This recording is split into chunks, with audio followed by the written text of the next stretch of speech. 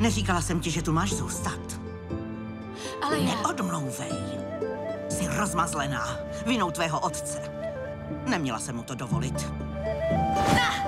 Jo, Nestřílej na zvířata, která nebudeš jíst! to říká kdo? Je to snad tvůj les? Tvůj taky není. Ty jsi ale drzá. Co pak to je? To je pozvánka? Na ples? Tohle předáš dívce, kterou si vybereš. Nebo ji vyberu já.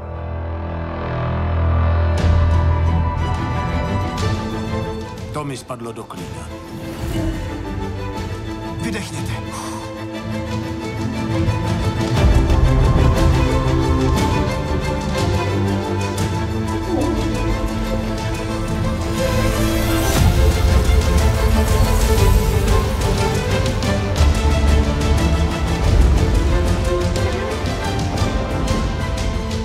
Ráda vás vidím.